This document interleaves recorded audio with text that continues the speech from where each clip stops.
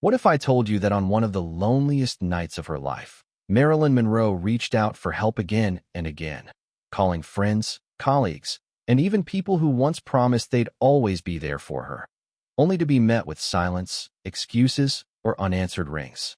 What if I told you that the woman the world adored, the woman whose smile lit up every room she entered, spent her final night begging for someone to hear her, and no one came? And what if the real tragedy wasn't simply that she died alone, but that she had spent her entire life trying not to? It was the night of July 28, 1962, 1 week before her death. A warm Los Angeles evening, the kind where the air feels thick and unmoving, as if the world itself is tired. Marilyn had spent the day on set test shooting scenes for her attempted comeback. But the studio executives were already whispering that she wasn't stable enough, reliable enough, strong enough to finish the film. She knew Hollywood was slipping out of her hands again. She knew the clock was ticking. She returned to her Brentwood home just after 9 p.m. The lights were off except for a single lamp in the living room. The house felt hollow, like a museum of someone who didn't live there anymore. She dropped her purse on the floor instead of the table. Then she walked slowly to the mirror. She looked at her reflection for a long time. Not at Marilyn. At Norma Jean. Her face was washed out, her eyes red, her hands trembling from exhaustion. She sat on the edge of her couch and curled her knees into her chest. And for the first time in a very long time, she let herself admit something she rarely allowed to surface. She was scared. Really, truly scared. She reached for the phone. The first person she called was her acting coach, Paula Strasberg. Paula had been her emotional anchor, her mentor, almost a mother figure. The one who always told her she was more than the world made her out to be. The phone rang. Once, twice, 5 times. Finally, a voice answered, not Paula's. A sleepy, irritated voice. She's resting, the woman said. It's late. I just need to talk to her, Marilyn whispered. Please. She's sleeping. Call in the morning. Before Marilyn could respond, the line went dead. She stared at the phone in her hand, her throat tightening. Paula had always told her she would be there anytime. Always. But tonight, always, ended at someone else's convenience. She dialed again. This time, her ex-husband, Arthur Miller. It rang longer. Much longer. Eventually a machine clicked. A cold, mechanical message. Marilyn didn't leave a recording. She didn't know what to say. She hung up. She called Joe DiMaggio next. Her closest connection to something that once felt safe. But Joe had been trying to distance himself from her chaos, from the studios, from the tabloids. He had told her he couldn't be her emotional lifeline anymore. When the call went to voicemail, Marilyn whispered, Joe, I miss you. But she didn't press send. She hung up again. By 10:30 p.m., she had called 5 people. No answer. No one coming. Her breathing grew uneven. She walked to her kitchen and poured a glass of water, but her hands shook too badly to hold it. The glass fell, shattering across the tile. She pressed both palms against the counter to keep from collapsing. Her doctor had told her to call him anytime she felt overwhelmed. But when she dialed his number, a nurse answered instead. He's with a patient, the nurse said. Is this an emergency? Marilyn didn't know how to explain that her emergencies didn't look like bleeding or broken bones. They looked like silence. Emptiness. The sound of her own heartbeat echoing in a house too big for just one person. No, she finally whispered. No, it's fine. She hung up. The nurse never called back. Around 11 p.m., she called her publicist, Pat Newcomb. Pat picked up on the second ring. Marilyn, what's wrong? Marilyn opened her mouth, but no words came out. She let out a sound, soft and broken, something between a sob and a plea. Marilyn. Pat repeated. I can barely hear you. Are you crying? Marilyn wiped her face even though no one could see. Can you come over? She whispered. I don't want to be alone tonight. There was a long pause. Marilyn, it's late. I have an early meeting. Can we talk tomorrow? A silence stretched across the line, so full and heavy it seemed to swallow both women whole. Yes, Marilyn finally said, her voice collapsing into itself. Tomorrow. She hung up. But tomorrow never came. By midnight, she was sitting on the floor beside her bed, her back pressed against the wall, her arms wrapped around her body like she was trying to keep herself from disappearing. She had called everyone she trusted, everyone who had ever told her she mattered, everyone who had ever promised they would be there when she needed them. No one came. Her house was silent except for the distant hum of Los Angeles streetlights. A city of millions of people, and yet none of them heard her. None of them knew she was falling apart. None of them sensed that the world's most famous woman was sitting alone in the dark, begging, quietly, softly, for someone to tell her she wasn't invisible. Around 12:15 a.m., she picked up the phone again. Her hand hovered over the dial. Then she placed the receiver back down. She curled into herself, breathing in shallow, uneven gulps, realizing a truth she had always feared but never been able to admit. It was possible to be adored by the entire world and still have no one to call when you were breaking. And for Marilyn Monroe, that was the loneliest truth of all. She stood up slowly, her legs unsteady, and wandered into her living room. The lamp still glowed softly, casting a warm halo across the carpet. It made the room look peaceful, almost gentle, a deceptive contrast to the storm inside her. She wrapped her arms around her body and walked toward the window, pulling back the sheer curtain. Los Angeles looked quiet from her hill. Tiny lights flickered across the city like little promises she no longer believed in. Somewhere down there, people were laughing, falling in love, sleeping next to someone who cared. Somewhere down there, the world moved on as if her life, her pain, her exhaustion were just another discarded script on a studio floor.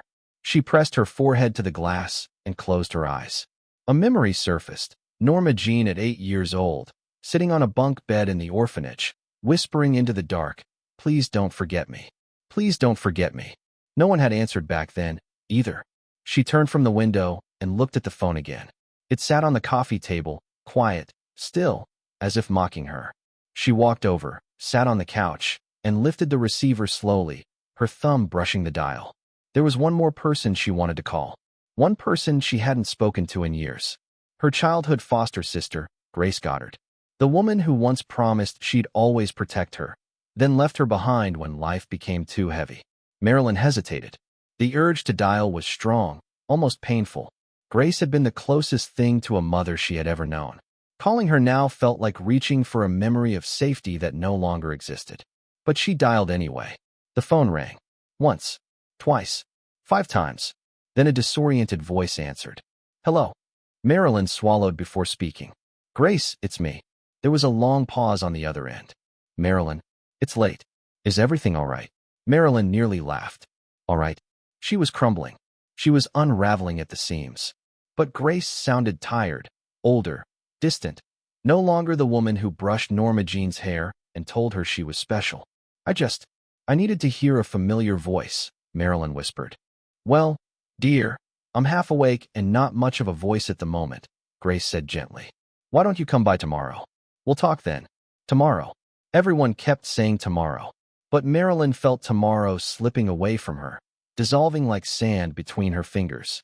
She didn't know how to explain that she couldn't wait until tomorrow. That tomorrow felt like a mountain she might not survive climbing. "Okay," Marilyn said softly. "Tomorrow." She hung up. By 1 a.m., the house felt colder. She walked into her bedroom and sat on the edge of her bed. The sheets were smooth and crisp, freshly changed that afternoon. They smelled faintly of lavender. She lifted her knees and wrapped her arms around them again, like she used to do on the orphanage mattress whenever she felt lonely or afraid. It wasn't the fame that hurt. It wasn't the cameras. It wasn't even the relentless headlines. What hurt was the silence. What hurt was needing someone, anyone, to show up and realizing no one would. She lay back slowly, staring at the ceiling. The room swirled softly at the edges, a consequence of exhaustion, medication, and the emotional weight pressing down on her chest. She could feel her heartbeat slowing, her breaths becoming heavier. Somewhere far off, she imagined another version of herself, a small girl with messy hair, sitting on a bed clutching a worn stuffed animal. That little girl looked up at her with wide, uncertain eyes. "Where is everyone?" she whispered. Marilyn blinked back tears. "I don't know," she whispered back. Her arms finally loosened. Her breathing grew quieter. She turned her face into the pillow and closed her eyes, not because she wanted sleep, but because the darkness behind her eyelids felt gentler than the darkness in her life. At 1:27 a.m., the phone rang. Softly. Once. Twice. Marilyn didn't hear it. Her mind was drifting away, slipping into a calm she had not felt in years. For the first time in a long time, There were no cameras, no headlines, no expectations. Just quiet. A quiet she had begged for all her life. But the phone kept ringing. It was Joe DiMaggio. He had woken suddenly from a dream and felt an overwhelming urge to call her back. The phone rang again. And again. It stopped. He told himself he would try again in the morning. Marilyn's breathing slowed. Her fingers loosened around the blanket. Her thoughts faded into soft, indistinguishable shapes, like the last flickers of a candle melting into itself. Far away, a siren wailed somewhere in the city. But not near her. Not close enough. The world outside continued existing. Cars passing, radios humming, stars blinking in the sky. While inside the house on Fifth Helena Drive, the most famous woman on earth lay alone, her body gently giving in to exhaustion and heartbreak. The quiet around her deepened. And sometime in the hours that followed, Marilyn Monroe slipped into the one place where no one could demand anything from her ever again. Her final plea had gone unanswered. Not because no one cared, but because the world had grown too accustomed to believing she would always survive her own loneliness. She had begged for help, but no one came. The sun had barely lifted over Los Angeles when the first knock sounded at Marilyn's door. Not urgent, not alarmed, just the polite tap of someone who assumed she was asleep, as celebrities often were. Her housekeeper, Eunice Murray, had arrived early, as she sometimes did when Marilyn seemed troubled the day before. She let herself in with her spare key, calling out softly, "Miss Monroe? It's Eunice." Silence. She walked through the living room, noting the glass on the floor, the faint smell of lavender drifting from the bedroom hallway. Something felt off. A heaviness in the air. An unnatural stillness. She tapped again on Marilyn's bedroom door. "Miss Monroe? Are you awake?" No answer. She tried the handle. Locked. That's when the unease began to grow into fear. She called the psychiatrist, Dr. Green's son, her voice trembling. "Something's wrong. I can feel it." He told her to try peeking through the window from outside. The idea terrified her, but she obeyed. Eunice stepped into the cool morning air and circled the side of the house. As she reached the bedroom window, the sunlight slanting across the glass, she cupped her hands against the pane and peered inside. She gasped. Marilyn lay motionless, face down, her body still and quiet on the bed. Eunice screamed. Within minutes the house filled with frantic footsteps and hushed commands. Dr. Green's son forced the door open. He knelt beside the bed, shaking Marilyn's shoulder gently, then more urgently. No response. No breath. No pulse. The world's brightest star had dimmed hours earlier, long before anyone arrived. In those first moments, there was no elegance, no calm, no Hollywood glamour. Only shock. Only the realization that they were too late. Hours too late. Eunice sobbed into her hands, repeating the same words over and over. "I should have checked sooner. I should have checked sooner." By 5:45 a.m., the phone calls began. First the authorities, then the studio, then the people on Marilyn's short but complicated list of inner circle.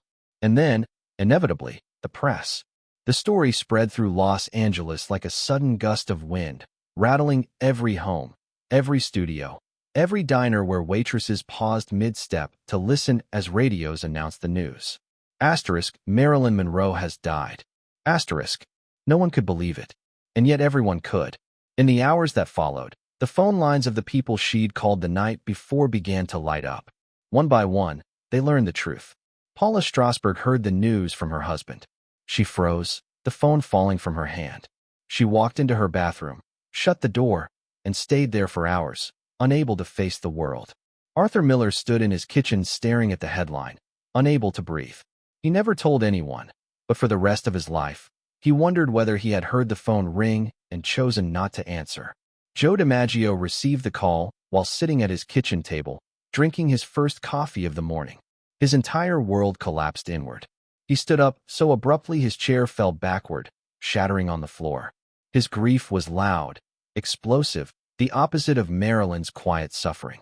He blamed everyone, but mostly he blamed himself. Her publicist, Pat Newcomb, the one who said tomorrow, collapsed onto her sofa and wept for hours, whispering, "Why didn't I just go? Why didn't I just go?" Hollywood producers shook their heads in performative sadness while privately discussing the commercial opportunities in the wake of her death. Their grief was the easiest and the shallowest. But Grace Goddard. Grace listened to the news with her hand over her mouth, remembering the late-night call, Marilyn's small voice, the tremble in it, the quiet plea for connection. She sank to her knees and whispered, "Oh, Norma Jean, I should have known." Every person she reached out to that night carried their guilt differently. Some buried it. Some let it destroy them slowly. But none of them forgot. Because once the headlines faded, the world started piecing together the timeline of her last night. And the truth became impossible to ignore. Marilyn Monroe did not spend her final hours alone because she wanted to be. She spent them alone because the world believed she would always bounce back. Because people assumed someone else would pick up the phone. Because the woman who gave the world joy had run out of people willing to return the gesture when she needed it most. In the days following her death, Los Angeles was wrapped in mourning. Crowds gathered outside her home. Flowers piled on the sidewalk. People cried as if they'd lost a family member. Yet none of those people, those thousands, knew she had begged for help the night before. They only knew the icon, the myth, the blonde dream they projected their fantasies onto. But the few who had missed her calls, the few who had heard her voice tremble, they carried the truth. Joe DiMaggio made arrangements for her funeral himself. He refused to let Hollywood anywhere near it. "They killed her," he told friends. "I won't let them bury her, too." For 20 years afterward, he had roses delivered to her grave 3 times a week. He never remarried. Arthur Miller wrote a private letter about her death, calling her the most hurt human being I ever knew. Grace, near the end of her own life, kept a notebook on her nightstand with only one sentence written inside. Asterisk, I should have said yes. Asterisk. As decades passed, biographers, fans, and historians debated the meaning of that night. They argued about who was responsible, who failed her, who ignored the signs. But the truth was simpler, quieter, and far more devastating. Marilyn Monroe asked for help. Not metaphorically, not subtly, not through hints or diary entries. She asked, directly, repeatedly, desperately. And the world, busy, distracted, tired, did not come. The tragedy of her final night isn't that she died. It's that she didn't have to. If even one person had shown up, if one person had answered the phone, if one person had listened when she said she didn't want to be alone, her story might have ended differently. But it didn't. Because the loneliest place in the world is not the orphanage where little Norma Jean once cried herself to sleep. It is being loved by millions, while having no one to call. When your heart is breaking, Marilyn Monroe didn't die because she was weak. She died because she was alone in a world that only loved her when she was smiling. And on the night she begged for help, the night she said, in every way she knew how, "I need you," no one came.